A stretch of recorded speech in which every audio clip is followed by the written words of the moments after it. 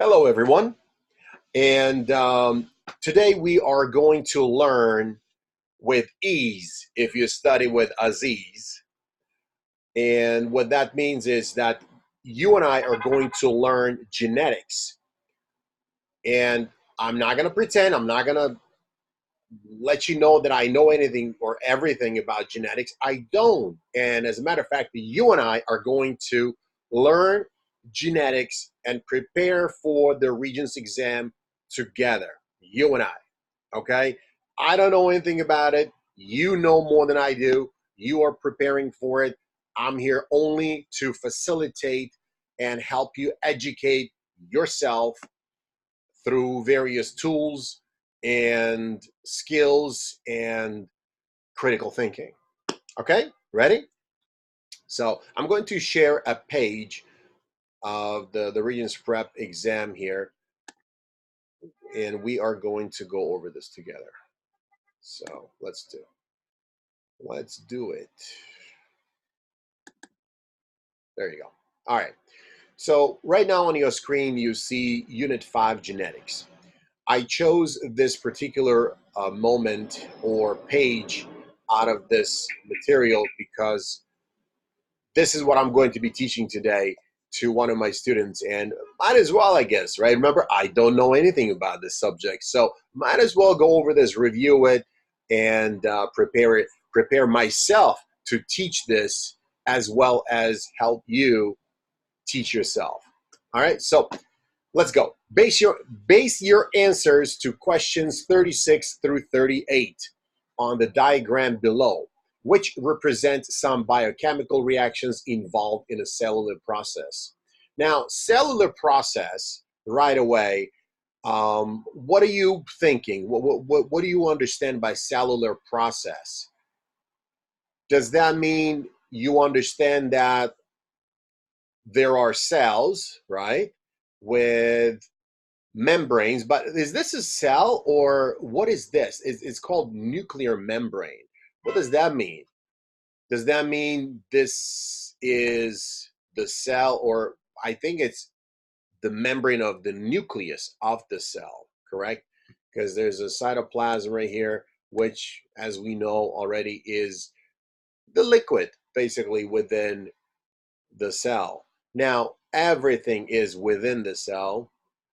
We understand that. Nuclear membrane gives it away, the fact that this is nucleus. And inside a nucleus, as we know, we have DNA. So this, number one, must be all DNA related.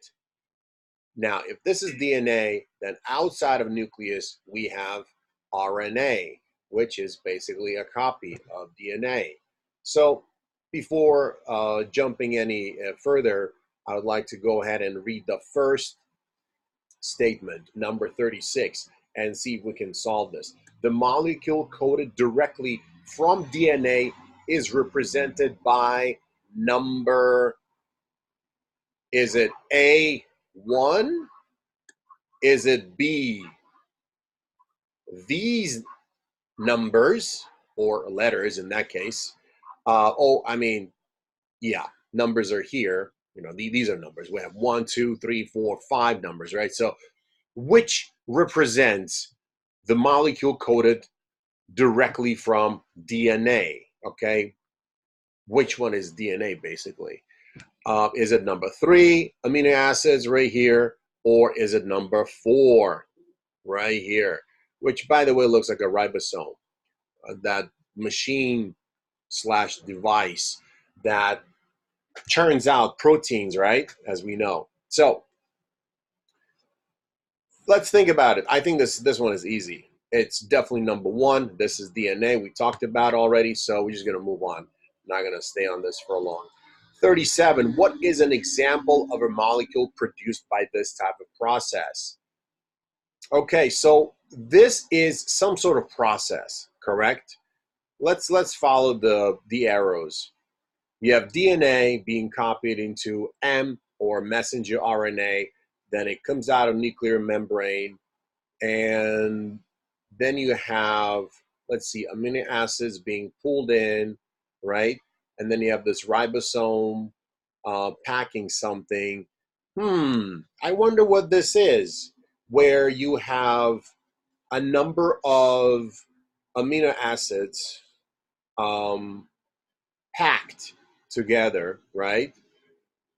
And also you have this copy of DNA, and they they are put together. So we have small number or small groups of items put together and creating something one. It's called synthesis, by the way, where you have a multiple number of items created.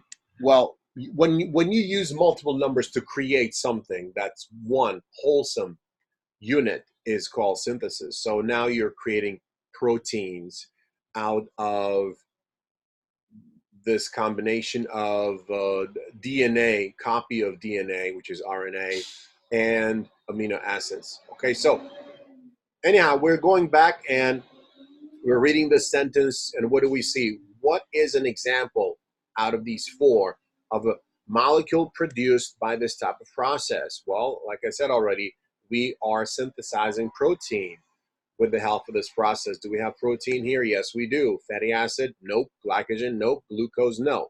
Moving on. 38. What is the bond labeled 5 known as? Okay, number 5, they're telling us it is some sort of bond, right? And we have to decide. We have peptide bond, we have an ionic bond, a hydrogen bond, a carboxyl bond. So again, I don't know what's going on here, but if I were you and I did not know this either, which let's just say for the sake of this example, you don't know what's going on, right? What these bonds actually mean. Why don't we go ahead and start looking up information online? So I'll show you how it's done.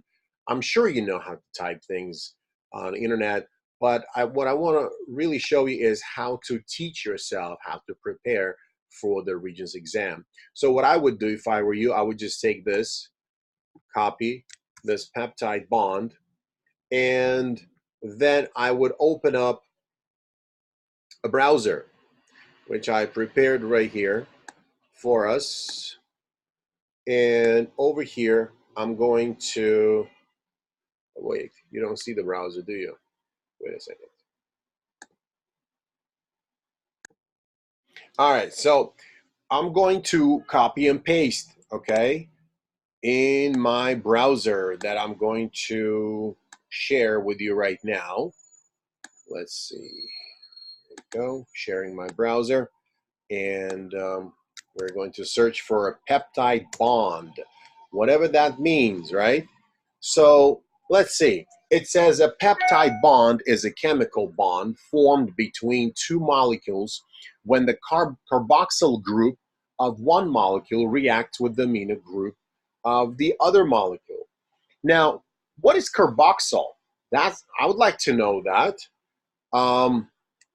Right after, so it's basically two carboxyl groups, right? Coming together and creating a peptide bond. So let's see.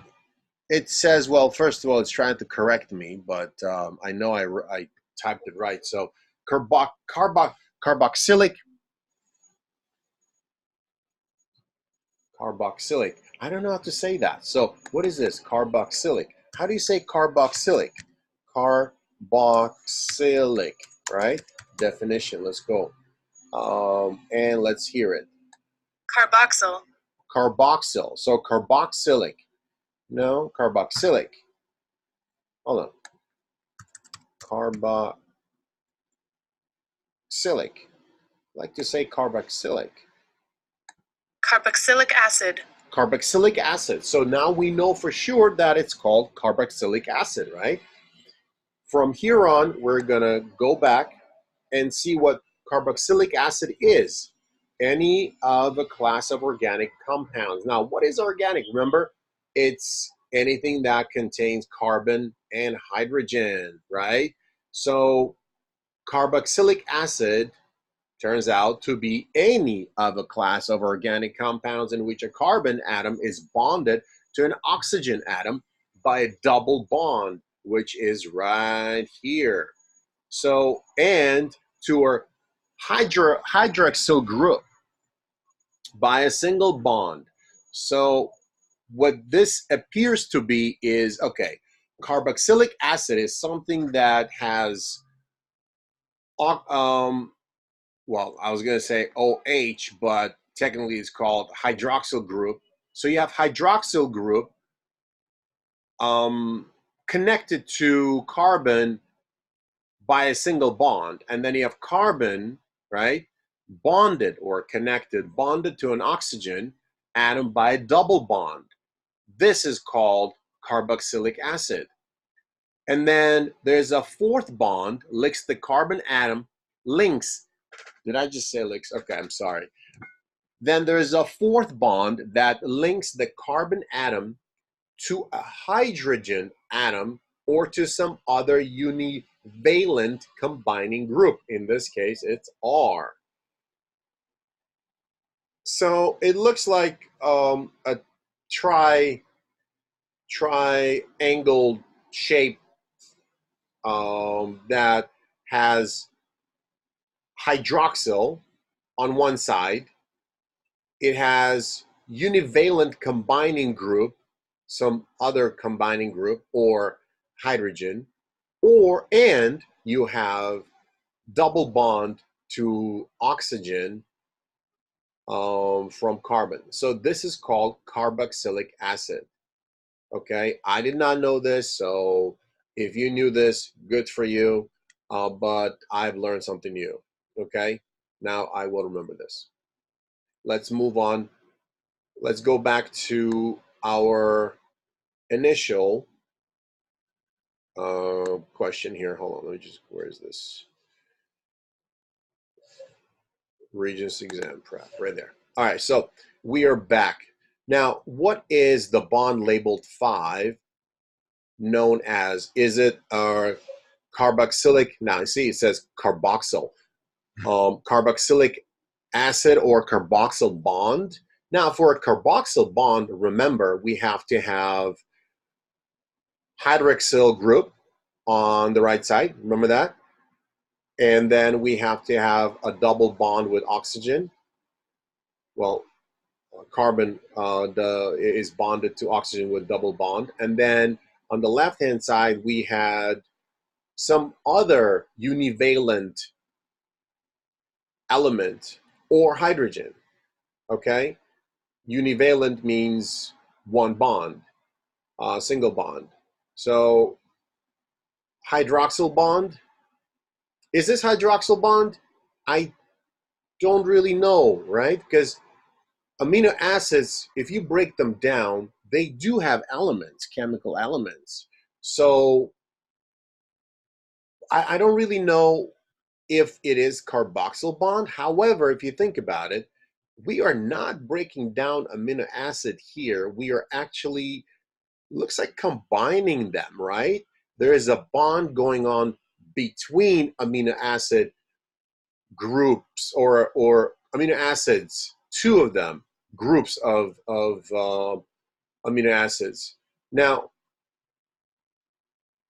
question is, it looks like one amino acid is a carboxyl group, and then another one is carboxyl group. So we have this combination of two carboxyl bonds, right? Now, what is that called? That's number 5. Is it a peptide bond?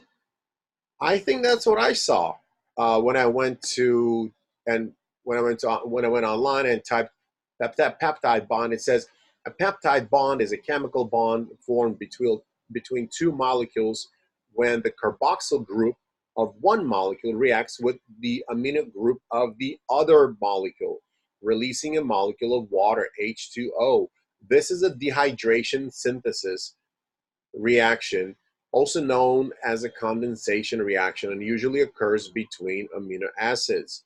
Now, I'd like to see this picture here and see for myself what's happening. So if I bring this over here, let's see, if I just zoom in on this, let's see what's happening. So let's take a look. if you, here's what's happening. Look at this. Look at this. Carbon, double bond with oxygen. Then on this side, I see hydroxyl, OH, single bond. And then on this side, I have some other element, remember? Some other element. So in this case, it's carbon. I definitely see carboxyl, carboxylic acid right here. Definitely see this. And then these other elements make up an amino acid, it looks like. And then we are combining that with what appears to be yet another carboxylic acid with a little bit of, let's see, is it different? You have HR, you have HNH, H. It's pretty much the same. These are exactly the same elements that we're looking at. So we have a peptide bond, looks like, is the bond between two carboxylic acids, or in this case, two amino acids. So carboxylic acid looks like is a part of amino acid. And as we can see here, we have again double bond here, single bond, and then univalent bond right here. So okay, so that's called peptide bond. Now, bond means connection, right? And I don't think this whole combination would be called a peptide bond. As a combination, it definitely is going to be called something else, but the bond is probably going to be somewhere on one of these bonds because it's called peptide bond. So let's see if we can get a picture that shows us exactly that. And I think we have a winner. We do have this. Let's see, there might be a different picture. Okay, I like this one. Let's take a look at this one. And oh, actually, this one I think is the best. So let's take a look at this. Now, again, remember double bond right here, carbon, oxygen, we got that. Remember the oxygen, the hydroxyl bond right here, we got that. And we got something else going on right here, carbon on this side. So this is definitely carboxyl acid right here. This is another carboxyl acid right here. They are bonding, coming together. And what's happening is this hydrogen atom, right? If you look after the combination, what happens to them? They become one. One. Uh-oh. Did I just click on that? Sorry. So at this point, we can tell that this oxygen right here, okay, what happens to this oxygen? Where is this oxygen? Because I don't see this oxygen coming down here. I definitely see these two. These two are exactly the same right here. So this just moves down here. Now we got the nitrogen right here, right? So N is in the same place. What happened? H, hydrogen right here. And then what happened to this hydrogen and this oxygen? I wonder where they went because I don't see them here. They disappeared. Oh, wait, it is called water. H2O. So you got 2H and 1O. You got water. It's out. So as a result of combination of two amino acids, which is called the peptide bond right here, that's the bond. That is the peptide that connects two amino acids. Now we have water as a result. And by the way, because now we have two peptides. Can we call them peptides? Because now there's a word called dipeptide. Now I know di means two, so I'm assuming at this point that these two elements, after they merged, now they are called dipeptide. And if they're called dipeptide after they're merged, then they, I guess, were called peptides or a peptide each when they were separate. Hence, you have this peptide bond. Okay? Now, Again, this is the way I learn. This is the way I think. It may or may not be the same in your case. I may be a lot slower, and a lot of people did tell me that I am very slow when it comes to learning new information. But this is how I learn, and I hope it is helping you right now. So definitely, I would go back. Let's see. I would definitely go back to this. And my answer would be A, because I'm not going to even go over the other bonds. I did come to know what carboxyl bond is as a result of it. Hydrogen bond, well, we kind of understand that, right? There's some sort of link between two hydrogen, I guess, or hydrogen and something. Ionic bond. Now, I do know the answer for this one is 38A, which is this right here.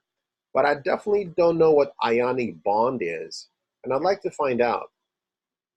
So let's go and check this out, okay? Let's go back to internet and type in Ionic Bond and see what comes up. Again, remember, this lesson is unusual because in this lesson, I am not teaching you anything per se. I am just teaching you how to learn it by yourself. So I'm just showing you how I would have learned. Okay, ionic bond. I definitely want to see what ionic bond is. There are plenty of people who know more things than I do, and they will explain. So you can either click on any of these videos and see what they say, or the way I do it, I try to learn.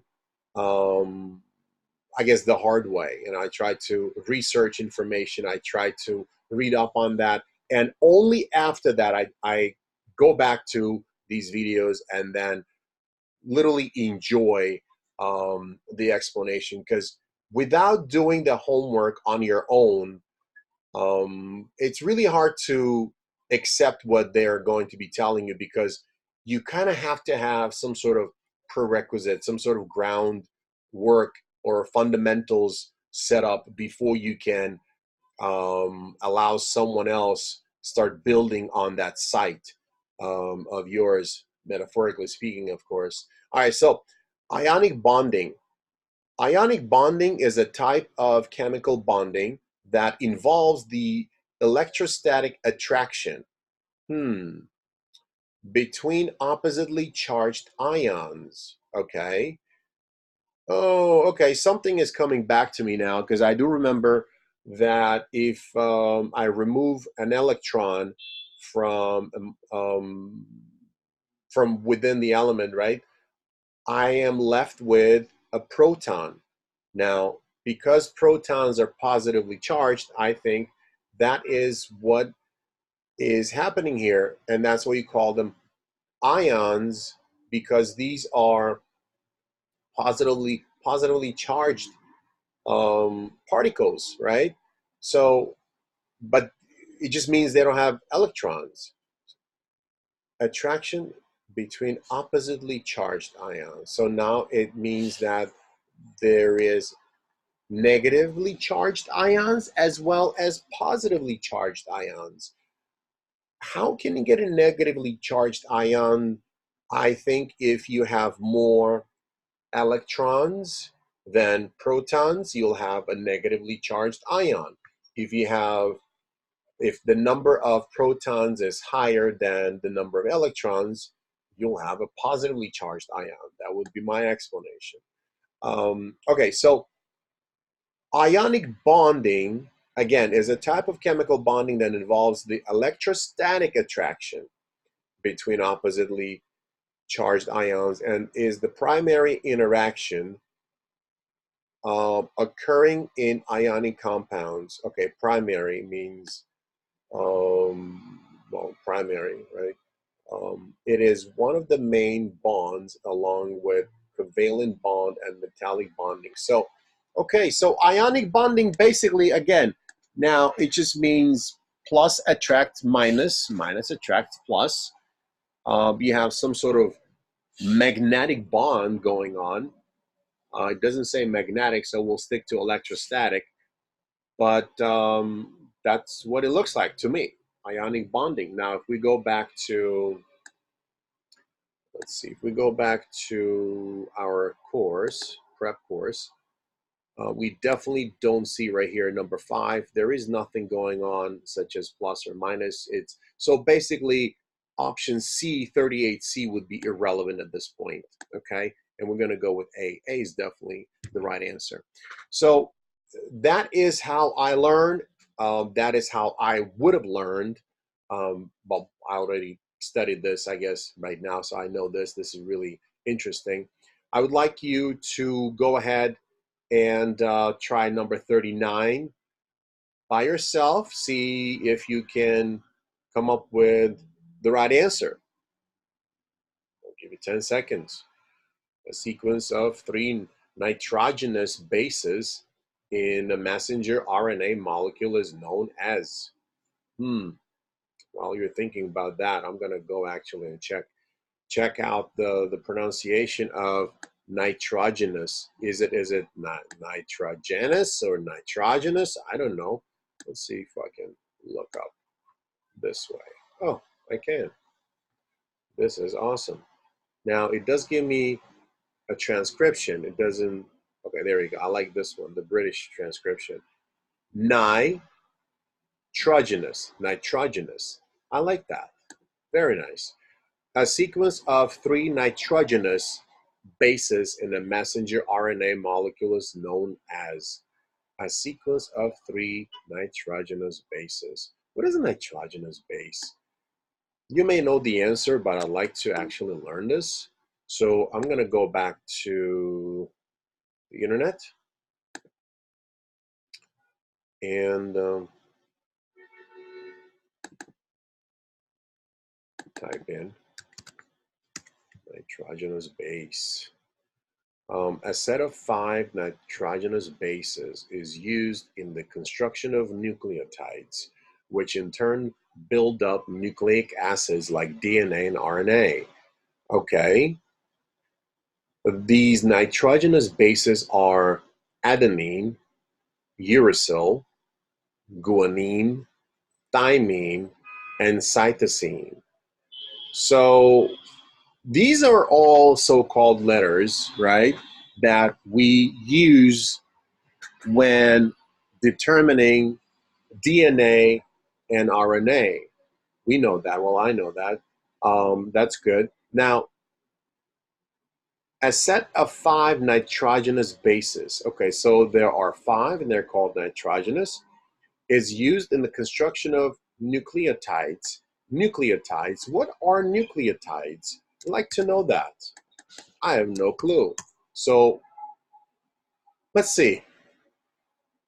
First of all, let's hear the computer well, I guess let's hear the right pronunciation of this word. Nucleotide. Nucleotide. Now we know how to pronounce that. So a nucleotide appears to be a compound consisting of nucleoside linked to a phosphate group. Nucleotides form the basic structural unit of nucleic acids, such as DNA. Nucleotides. Okay, let's keep going because so far it makes no sense. Nucleotides are molecules consisting of a nucleoside and a phosphate group. So in order to break it down, I guess we have to find a nucleoside as well. So if you add nucleoside with phosphate group, you'll have a nucleotide molecule, right? They are the basic building blocks of DNA and RNA. Okay. Would definitely like to see what nucleoside looks like. Again, that's just my learning. If you're on board, if you're still with me, then this is great. Nucleosides are glycosylam. I can't even pronounce that. All right, excuse me.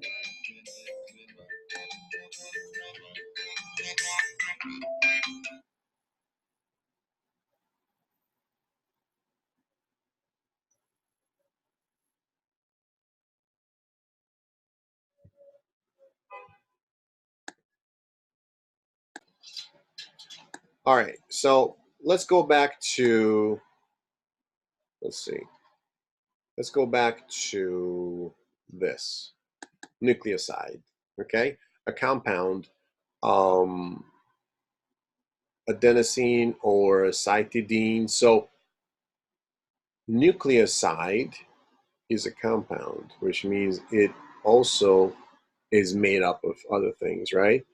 Synthesized with, by other things found in DNA or RNA, consisting of a purine or pyrimidine base linked to a sugar. Okay, well, nucleoside. Why, okay, why don't we just look up this word? I can't even pronounce this, okay? So why don't we just start this? Obviously, whatever this glyco something that can be thought of as nucleotides without a phosphate group. So, okay, so you need, let's see, one thing at a time. Okay, thanks, internet. Nobody knows how to say this, right? So, glycosylamine. Let's do that. Glycosylamine.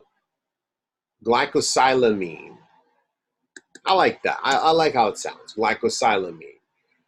Nucleosides are glycosylamines that can be thought of as nucleotides without a phosphate group. So what is okay, first of all, nucleoside versus nucleotide. Let's look it up. A nucleoside consists of a nitrogenous base covalently attached to a sugar, ribose or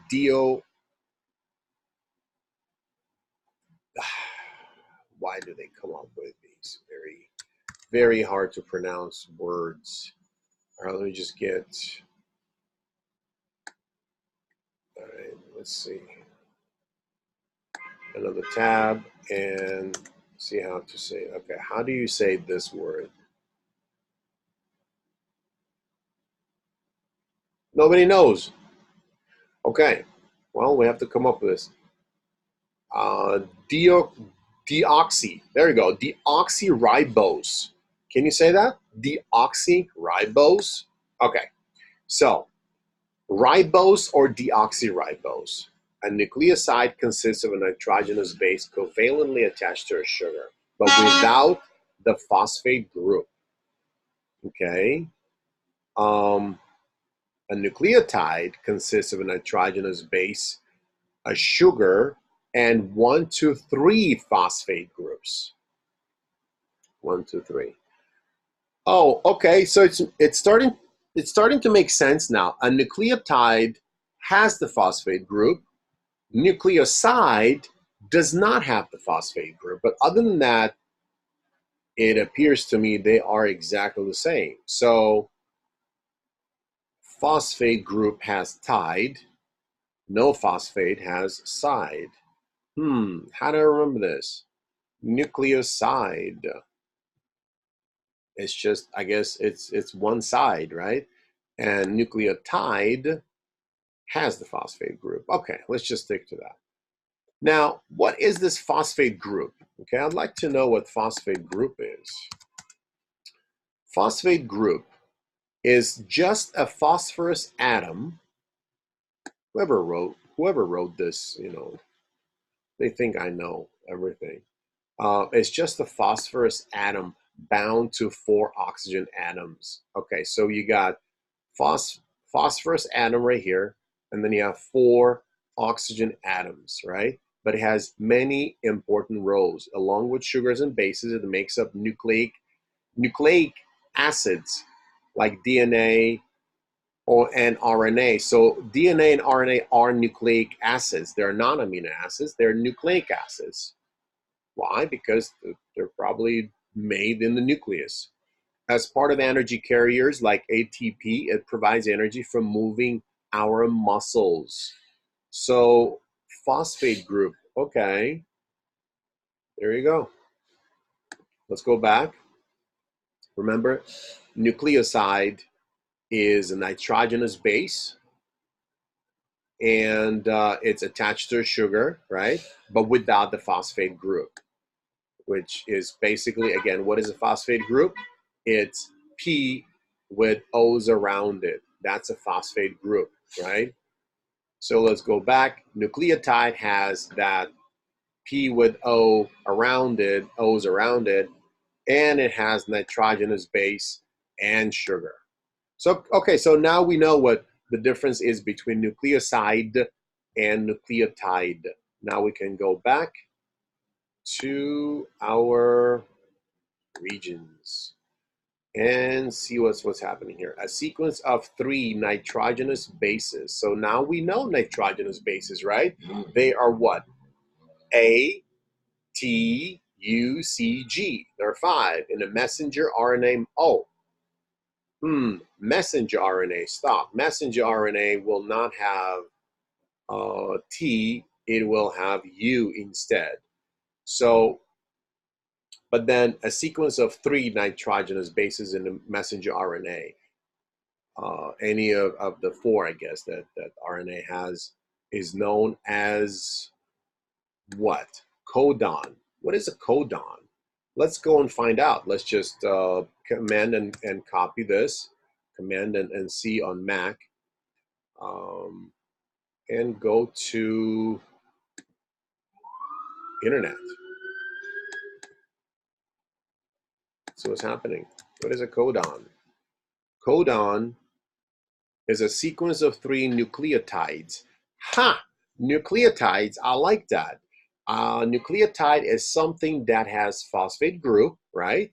Nucleotide also has sugar, and nucleotide has the base, nitrogenous base. Do you remember that? I know what nucleotide is now. I'm so good. Nucleoside will be pretty much the same except the phosphate group. I feel so smart. So let's go back now. Codon. Codon basically means a sequence of 3 nucleotides, which I know is base. So it's 3 letters basically, right? That form a genetic code in the DNA or RNA molecule. So let's go back to our statement. A sequence of 3 nitrogenous bases. Well, I know nitrogenous base in the messenger RNA is going to be either A, C, G, or U, right? So a sequence, and we know codon is a 3-letter base. That's codon right there, letter A. Now, excellent. I like this. I'm good with this. I know it's codon. What is polypeptide? I know what peptide is from our previous experience. Peptide was, let's see, let's just remember.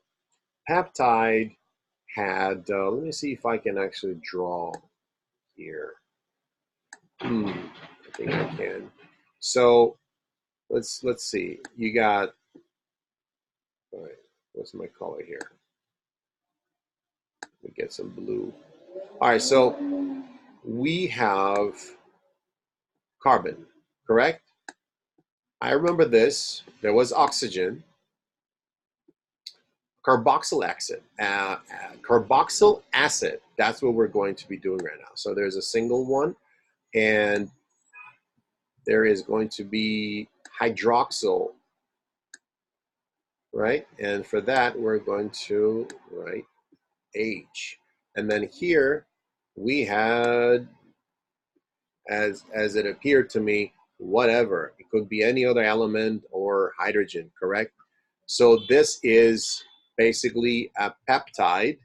Now, what is polypeptide? I wonder what polypeptide is. Hold on a second. I'm going to copy this and go online and check this out.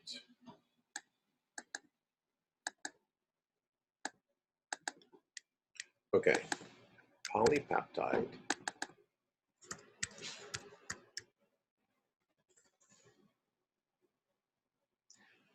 A linear organic polymer consisting of a large number of amino acid residues. bonded together in a chain, forming part of a protein molecule. Okay, blah, blah, blah, blah, blah. Let's break this down. First of all, this is the peptide, right? That we just kind of recreated right here. You and I, we did that. Peptides on their own are short chains of amino acids linked by peptide bonds. That's good to know because I had no clue. Remember? The simplest peptides are dipeptides, followed by tripeptides, and then you have what looks like 4 tetrapeptides, and it's, etc., of course. A polypeptide is a long, continuous, and unbranched peptide chain. Okay, so once again, peptide is a short chain of amino acids. We kind of learned that already. So polypeptide would be something, I guess poly means more, plural, many. It's a linear organic polymer. What is polymer? I'd like to know what polymer is. Let's check this out.